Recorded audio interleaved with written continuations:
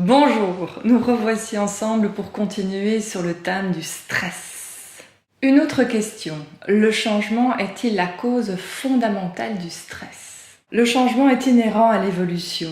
L'être humain lui-même induit le changement. Lier le stress et le changement reviendrait à dire que la vie est stressante. C'est la question.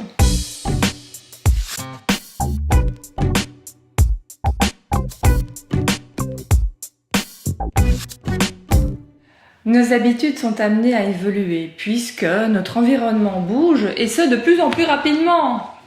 Le changement teste en fait notre capacité à apprendre, à développer de nouvelles compétences riches de nos expériences. Il vient nous titiller dans nos forces et nos faiblesses. Le changement vient dès lors bousculer nos croyances, nos certitudes, nos valeurs.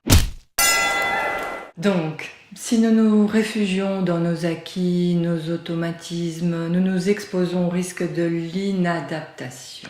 Le défi est donc de faire évoluer nos modes de fonctionnement tout en restant soi-même.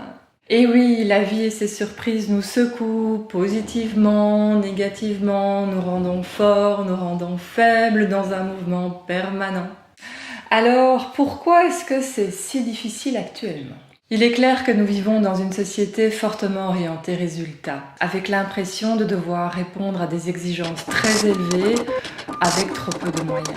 Rappelons-nous que notre cerveau se focalise sur le négatif et sur le risque d'échec. Il vit sur base d'un principe très simple, il suffit d'une fois pour mourir. Dès lors, la compétition et le management par objectif peuvent être une source de stress si on se focalise uniquement sur le but.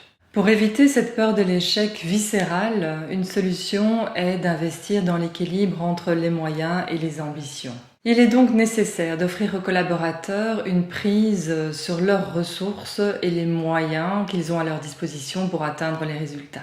Par ailleurs, il est intéressant de constater que les personnes qui vivent plutôt bien la pression et la compétition se détachent des résultats et sont beaucoup plus présents dans l'action, dans la façon d'arriver au résultat. Ils considèrent donc intelligemment le résultat comme une conséquence. Les entreprises, encore une fois, doivent clairement prendre cela en compte. À la prochaine! Et oui, il y a encore beaucoup de choses à dire sur le stress. À bientôt!